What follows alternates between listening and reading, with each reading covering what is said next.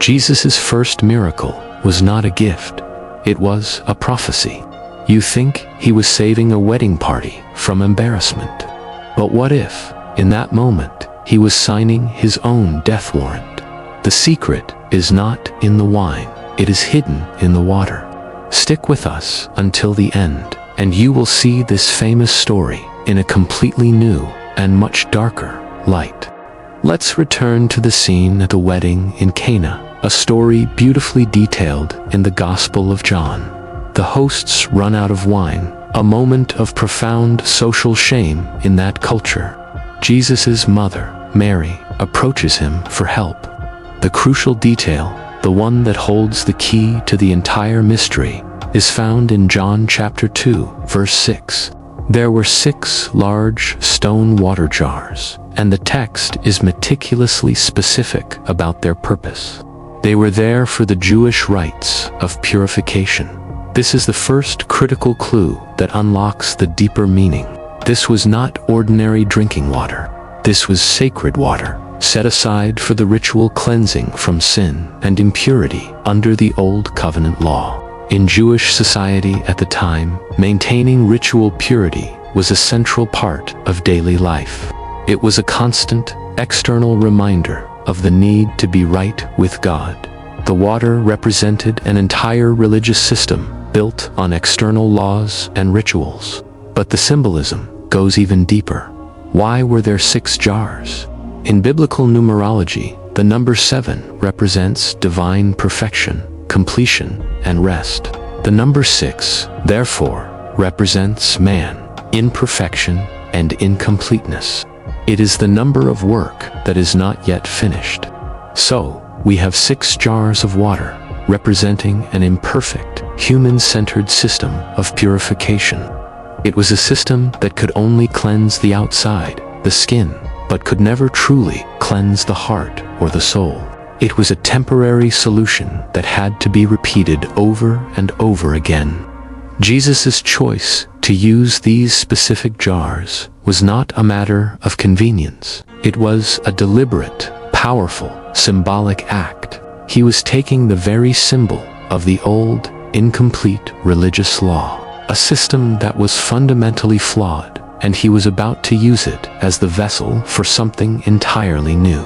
He wasn't just using empty containers. He was directly interacting with the heart of the Jewish faith at that time, and setting the stage for a radical transformation that would shake its very foundations. The second clue lies in the miraculous transformation itself. He turns the water of purification into wine. Now, we must ask what wine symbolizes in the Bible.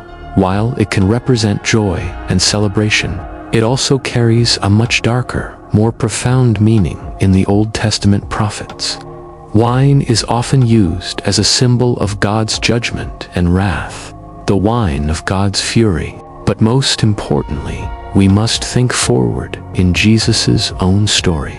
What does wine become the ultimate symbol of? At the Last Supper, in his final moments with his disciples, Jesus holds up a cup of wine and gives it a new, permanent meaning. He says, "This is my blood of the new covenant, which is poured out for many, for the forgiveness of sins." From that moment on, wine is inextricably linked to his own blood, his own sacrifice, the price of the new agreement between God and humanity. So, let's connect the two events: his first public miracle and his final meal. In his very first act, Jesus takes the water of the Old Covenant, the imperfect system of purification by law, and he transforms it into the wine of the New Covenant, the system of forgiveness through his own blood. This was a profound public declaration made without speaking a single word of explanation. He was symbolically ending one era and inaugurating another. The Gospel of John even adds another layer of detail. The master of the feast tastes the new wine and declares it to be the best wine, far superior to what was served before. This isn't just a compliment, it's a theological statement. The new covenant represented by this superior wine, is not just different from the old.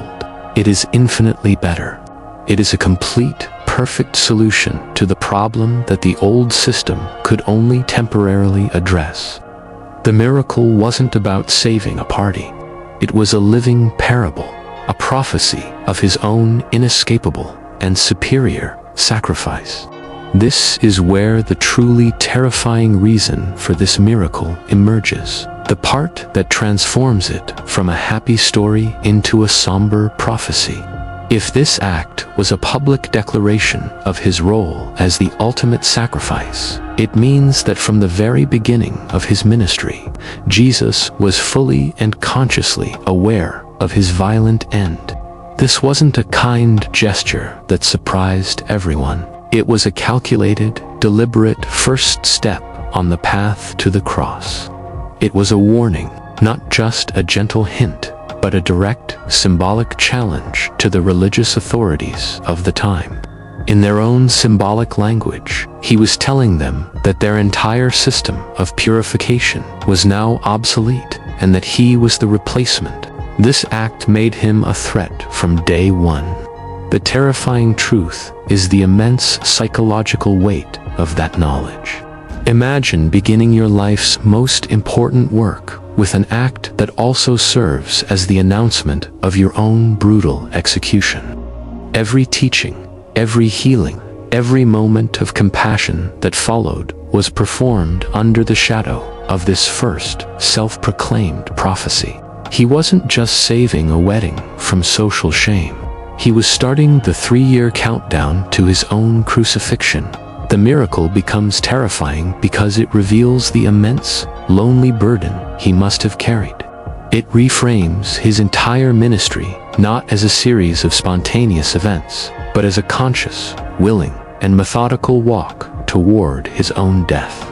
A sacrifice that was not a tragic surprise at the end, but a destiny he knowingly and publicly embraced at a party, hidden within an act of apparent kindness.